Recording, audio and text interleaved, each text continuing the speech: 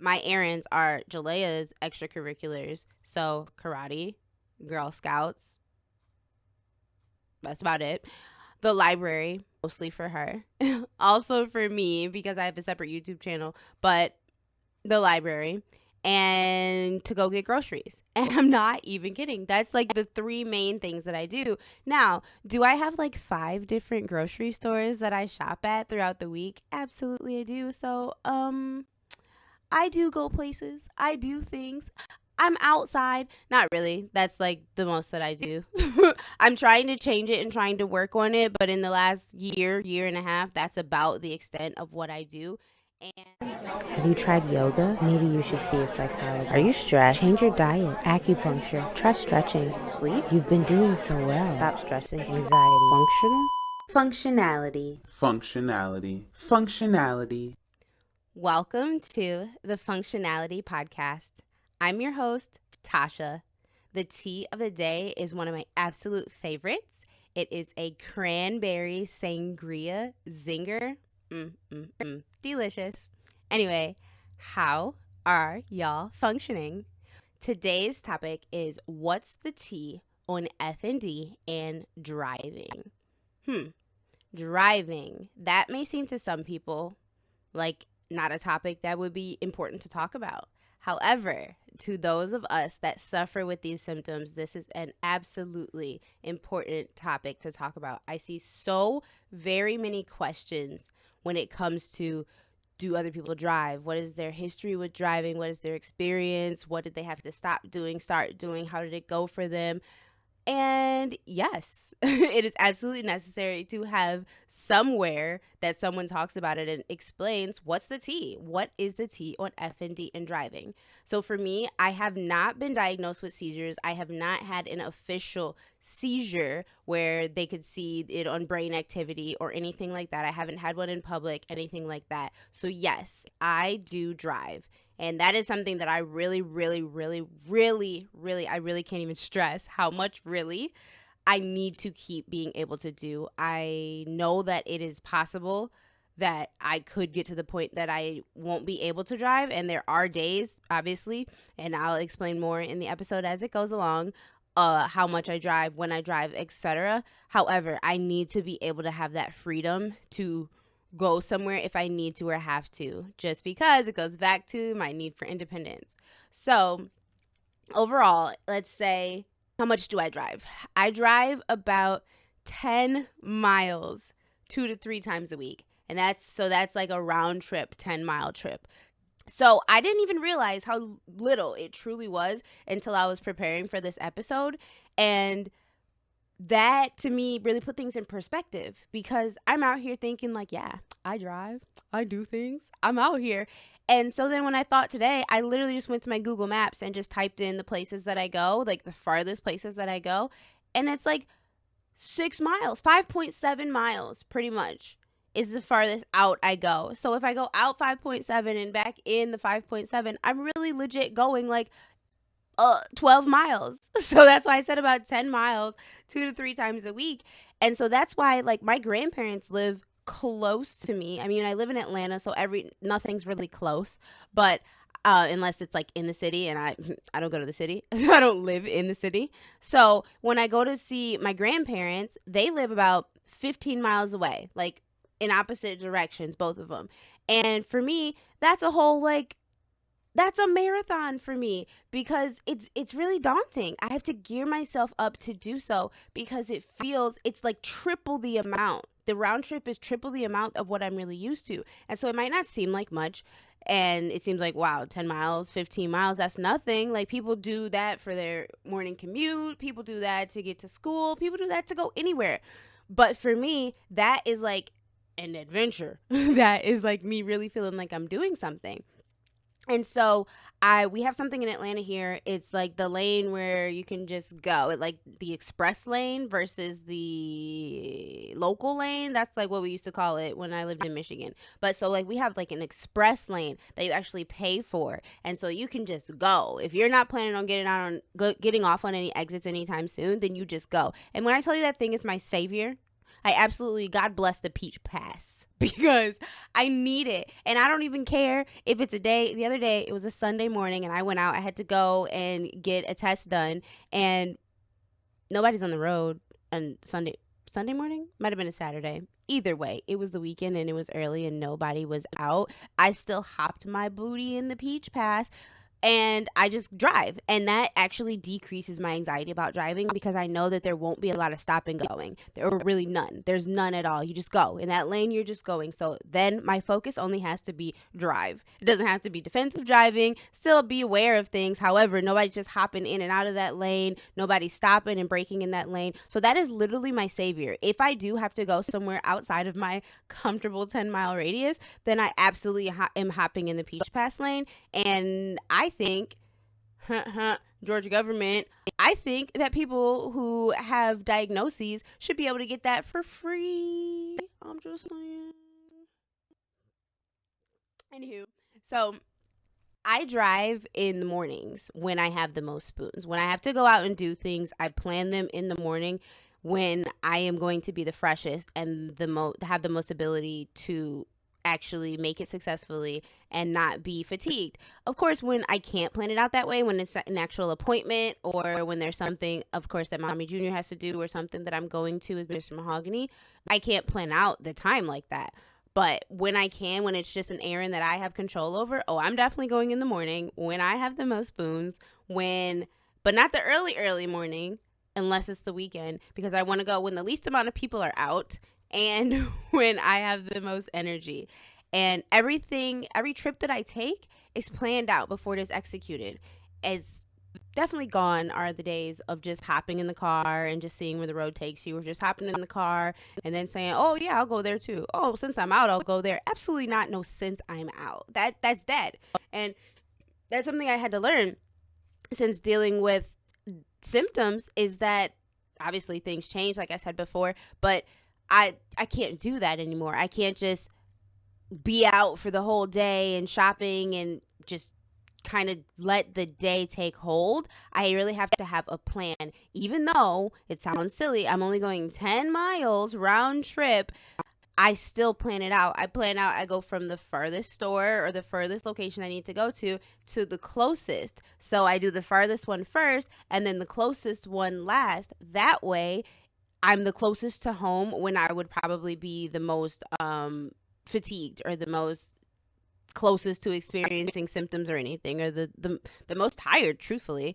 And I think that that's kind of logical, but it's something that people might not think of. And I think that's just like a helpful little tip, a helpful little thing to remember, is go to your farthest place first. And then that way you'll be closest to home. If anyone would have to come get you, anything like that, it's better to be closest to home when you would be less fresh. I go 10 miles from home round trip. What are my errands? Literally, they are mostly just errands. There's not a whole bunch of just leisurely things. But my errands are Jalea's extracurriculars. So, karate, Girl Scouts. That's about it. The library, mostly for her. Also for me, because I have a separate YouTube channel. But the library, and to go get groceries. And I'm not even kidding. That's like the three main things that I do. Now, do I have like 5 different grocery stores that I shop at throughout the week? Absolutely I do. So, I do go places. I do things. I'm outside. Not really. That's like the most that I do. I'm trying to change it and trying to work on it, but in the last year and a half, that's about the extent of what I do. And it goes back to the fact of symptoms. It goes back to the fact of that I get wiped out easily. So if we're going to the mall, I'm likely not driving because we're walking around the mall. And so the amount of energy I would take walking around the mall is the amount of energy that I would need to get us back home after doing so. And it just doesn't work that way. I literally have just a certain allotment, and you have to be able to know what can I do and what can't I do. So yes, when we go places, I do go places. I just don't drive to those places. So we go places, but yeah, Mr. Mahogany is in the lead most times. Say we want to go to a place that's like 25 miles away. Oh, he's definitely driving. Love you. Bye. So that's just kind of how it goes. But Jalea is away right now. She is currently away, and I haven't driven in like 4 days. I haven't been anywhere. And if you don't count the trip to the library I took to return a book for her, then I haven't driven in a whole week. But it's okay. I have everything that I need. And I've been places, I've been out of the house, but again, I just haven't driven. And so, mentioning that she's away right now, she's visiting her dad. So, she visits her dad on holidays and summer times and just random weekends throughout the year. And so, she's there right now. And that is, for me, a 2.5 hour trip. It's 2.5 hours for both of us. So, we're meeting halfway. But that's 2.5 hours round trip. So, or 2.5 hours each way, which means 5 hours round trip. I'm not doing that. Nobody even trusts me to do that. I did it a few times and it was awful. And I just don't. I don't. I don't. I can't do it anymore. So I would like to. I all the time I try to say to Mr. Mahogany, I can do it this time. I'm gonna do it. But knowing what I know about how things go, especially after some time, nah, not so much. It wouldn't be great. So I always have to rely on somebody else to drive her with me. I have to, or drive us really to get her there. And I feel bad about that. That's something that I've had to wrestle with and accept and didn't really want to accept the fact that I can't even get her where I need to get her completely without someone's help. But you have to be open to help. And I am definitely more open to that. I'm going to kind of preach that in each episode is the fact that you do have to be open to help and you have to be understanding that you need help in this moment. It may not be forever, and that's fine, but in this moment, be accepting of the help that is there for you. Okay, so speaking of help, speaking of getting help, I have a few suggestions for FND and driving. And I have to start giving this part of the show a name. I think Tausha's tips is pretty corny, but if anyone has any ideas, let me know.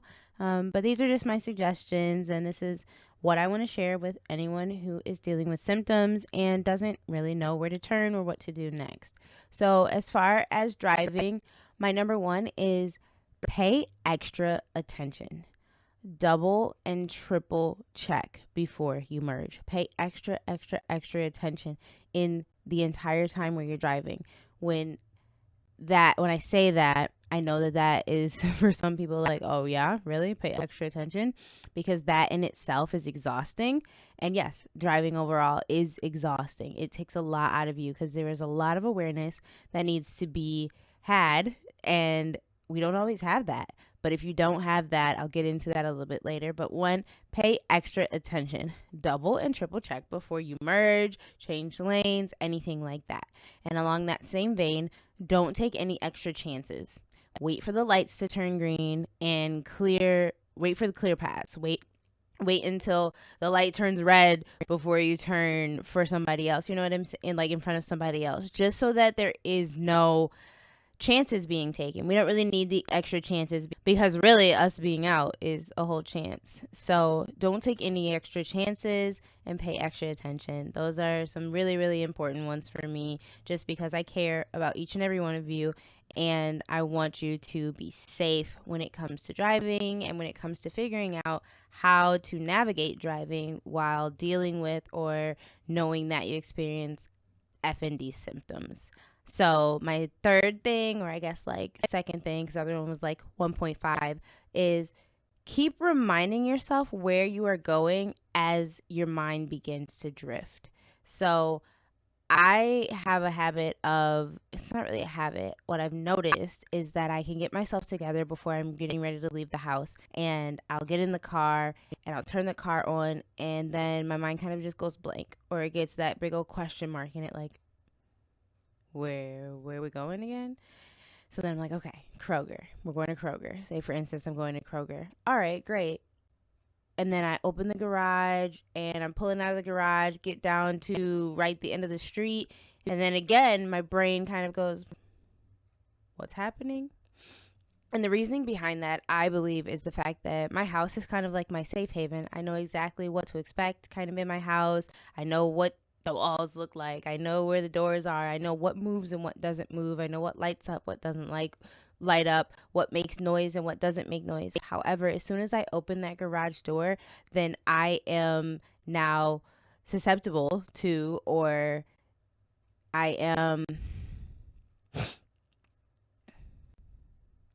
oh yeah, I'm now exposed to all of the elements, truthfully, exposed to all of the lights and sounds and colors and smells and anything that I might feel. I'm exposed to all of that. So all of that is extra external input, extra stimulation. And so when I'm trying to keep my body calm and at one and grounded on a regular day in my own house, imagine how it feels, or you can only imagine if you do experience it. You actually can imagine what it feels like when you are going outside of the house. And so all of that extra on top of what you already feel in your own body. So it's like if you have the difficulty where you feel like a vibrational feeling, imagine what it feels like when there's cars whooshing by and you can hear the motorcycles coming up and stuff, and you go over those little rumble strips on the road. It's those types of little things that are going to make your mind just really be like, what am I doing? Where am I going? And so for me,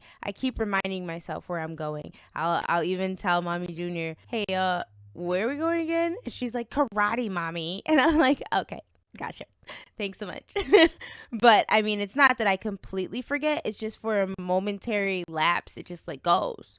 And it just helps to remind yourself. And I don't think that that's a problem to just, if I have a trick to help myself remember, then I'm able to get there. It's just sometimes it's just focusing so hard on what you're trying to do, it makes it even harder to do the thing you're trying to do. And with that, I bring my last point, which is I listen to music. And I listen to music that I can sing along to so that my driving can kind of turn on autopilot. So I know that I just have to focus on the driving. I can like sing along, dance along to my song, but I'm not going to think too hard about the directions to go there or what's going on the outside. I can kind of say, hey, focus on the driving and like the moving of the car, the moving of the vehicle, and then I kind of sing along so that I don't go elsewhere. It actually, for whatever reason, helps me to center, helps me to focus so that I can just put my foot on the gas and the brake, and it becomes kind of like an autopilot thing because overall we know we just don't want to hit the cars and we want to get to the destination. But if I think too hard about that, like, oh, when I push the gas it kind of hurts my foot, this chair is uncomfortable or this seat is uncomfortable, I drive with a seat. I cannot sit in the regular car seats. I have to have, it's like a memory foam type of seat. I have to drive with that. And so if I focus on, oh, my seat's not adjusted how it needs to be or anything like that, then that'll put me into my own little anxious and panic type of mode. And that doesn't help symptoms. So it helps for me if I just listen to music that I like and that I know and can sing along to. And then it's always fun because then me and Mommy Junior can have a absolutely fun jam session. We have complete concerts, full concerts in the car. She'll make a request and then I'll make a request. I'll play the song that she likes and she's singing and we alternate parts. It's a grand old time. So that helps me. So those are my 3 or 4 suggestions for FND and driving. And then I really want to say to remember what I said about independence in episode 3. If you can and you know you can, then do it. But if you don't think you can, then do not do it. And this, I think, when it comes to driving, is like, I am demanding. I am really, it is so important because in the blink of an eye, something can happen. You can get in an accident. You can hurt yourself very bad when it comes to vehicles, and you can hurt somebody else. So if you can't do it, if you don't think you can, then don't. Absolutely do not do it. But if you know what your patterns are, if you kind of know where your triggers are, if you know how to gauge your symptoms, then and you think you can, then do it. But don't push yourself. I'm thinking, hey, if you want to see if you can drive, drive with a friend at first. And so then if you can't drive, you can't make that drive, then you can switch off and say, can you get me home? Those are the things that you have to kind of adjust and the little details that you have to pay attention to when it comes to dealing with a chronic illness, when it comes to dealing with FND specifically. And that's how you build the trust of your loved ones. That's how you build trust with even yourself and your confidence in yourself, knowing, hey, I can do the things when I feel good enough to do them. I actually am successful and can do them. But when I can't, then I know that I can't. I accept where I'm at that point, and then I just don't. It's better to let someone else drive or wait until later or skip going to an event or going to the run the errand. If you really don't have to run that errand, get someone else to run it if you can't, or wait until later. I've said I wanted to go somewhere maybe at like noon and I wasn't feeling it, and then maybe 5 p.m. I'm feeling better. Mr. Mahogany comes home so Mommy Junior can stay with him, and then boom, I can make that trip to the grocery store to go get what I need, and then I can make dinner because I rested earlier and didn't push it earlier. So that's like that give take that I was talking about. So I also want to say, if you can't do it, then there are so many platforms and innovative things that have been invented that allow us to still be successful, allow us to still complete the tasks that we were trying to accomplish. So just like I said that the Peach Pass was my savior, Peach Pass, God bless it, and also Instacart, God bless it, because there have been too many days to even count that I have been on my phone and just going through the aisles, going through, scrolling through, putting what I need in my cart, ordering what I need, and then what do you know? Groceries on my front door, groceries at my doorstep. And so then I can make dinner for my family, and I didn't have to put my life at risk, Mommy Junior's life at risk, or anybody else outside in a car, a vehicle, or anything like that at risk, because if I know I can't do it, I don't do it. So okay, I'll order the food, and I love it. I love the fact that I can do that because it still allows me to maintain some independence. I don't have to say, "Oh, hey, Mr. Mahogany, here's a list, go do this." While he would gladly do it, it's still a way that I can do it by myself. I can be self-sufficient and not have to involve everybody else close to me all the time. So shout out to the Instacart shoppers and the drivers because they're the ones that help me and they don't even know it. And I think that again, maybe there should be some sort of a club, a membership for those of us who have those needs. Maybe we could get some sort of a discount here because we need those things and you invented those things, and that would make us stay and do it even more often. Wink, wink, hint, hint, Instacart. Anyway, um, so yes, so have somebody else drive, wait until later, or skip going to it altogether. Because if you don't skip it and then you get into an accident or something happens while you are at the wheel, you run the risk of getting your license taken away for 6 months, a year, or even just having something bad happen, something tragic, hurting somebody or hurting yourself or someone you love. And nobody needs that. Nobody needs that because you could say, oh, I could have just stayed home. And I hate a coulda, woulda, shoulda. So it's like, just if you know better, then just do better. And it's going to be okay.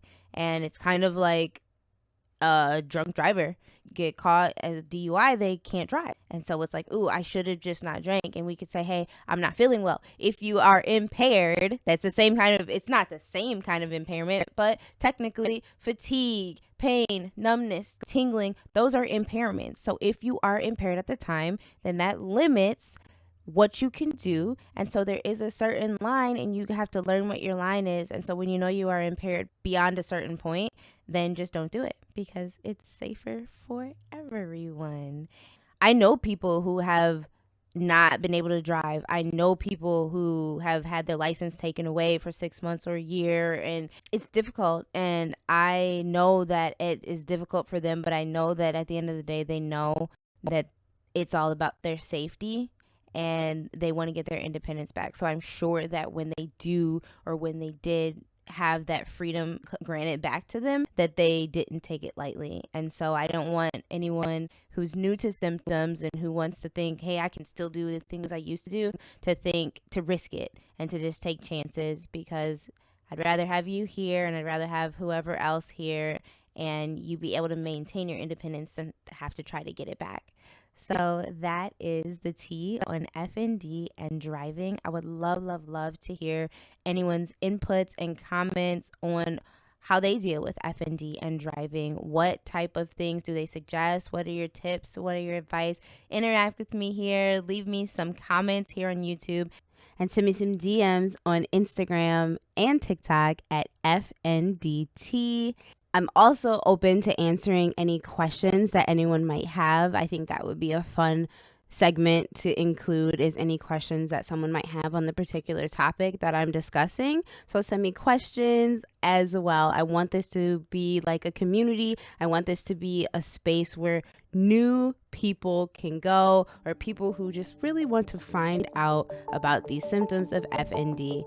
So till next time, be intentional, be faithful, be humble.